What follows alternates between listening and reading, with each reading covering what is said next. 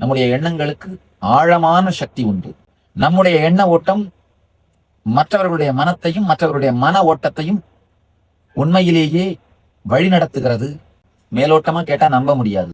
இந்த ஒரு சின்ன ஆராய்ச்சி புரிஞ்சுக்கிட்டீங்கன்னா நம்ப முடியும். ஒரு குறிப்பிட்ட வகை ரோஜா செடிய ஒரே மாதிரியான செடி, ஒரே மாதிரியான மண், ஒரே மாதிரியான உரம் போட்டு வளர்த்து 3 அறையில வச்சாங்க. இதுவும் ஒரு பல்கலைக்கழகம் செஞ்ச ஆராய்ச்சி, மனத்தை பத்தி செஞ்ச ஆராய்ச்சி. 3 அறையில வச்சுட்டு ஒரு அறை, முதல் அறையில இருக்கிற ரோஜா செடியை ஒருத்தர் தினம் போய் தினசரி திட்டுவார். அது எதிர்மறையான எண்ணங்களை உருவாக்குறது. நீ உருப்பட மாட்ட, நீ நல்லா இருக்க மாட்ட, நீ என்ன பண்ண, நீ உன்னால் மலர முடியாது, உன்னால் வளர முடியாது அப்படின்ற எண்ணங்களை அங்க உருவாக்குவார். 2வது ரூமுக்கு போய் எந்த வார்த்தையுமே சொல்லாம வெறுமனே தண்ணி ஊத்திட்டு உரம் போட்டு வந்துருவார். 3வது அறைக்கு போய் நீ நல்லா இருப்ப, நீ நல்லா அழகா மலர முடியும், நீ மிக அருமையான ரோஜா, நீ உயரமாக வளர்வாய், நீ நல்லபடியாக இருப்பாய் அப்படிங்கிற அந்த நல்ல எண்ண ஓட்டங்களை உருவாக்கிட்டு வருவார். மீண்டும் ஒரு முறை கதவை திற, காற்று வரட்டும். பகவான் ஸ்ரீ நித்யானந்த பரமசிவம் அருளும் சிறப்பு நீரலை சத்சங்கம்.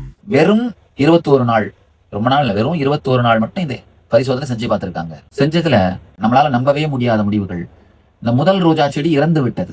எந்த ரோஜா செடியோட எதிர்மறை எண்ணங்களை உருவாக்கிக்கிட்டே இருந்தாங்களோ அந்த ரோஜா செடி இறந்து விட்டது. 2வது ரோஜா செடி ஓரளவுக்கு வளர்ந்து இருந்தது.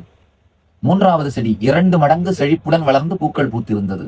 நம்முடைய எண்ணங்கள் எந்த அளவுக்கு வெளி உலகத்தை பாதிக்கிறதுன்னு தெரிஞ்சுக்கோங்கய்யா. நம்ம இல்ல, நம்முடைய எண்ணங்கள் நம்மையே பாதிப்பது வேற விஷயம். எந்த அளவுக்கு வெளி உலகத்தை பாதிக்கிறது. நம்முடைய எண்ணங்களுக்கு ஆழமான சக்தி உண்டு. நம்ம நினைக்கிற மாதிரி எண்ணங்கள் ஒரு இறந்த பொருள் அல்ல.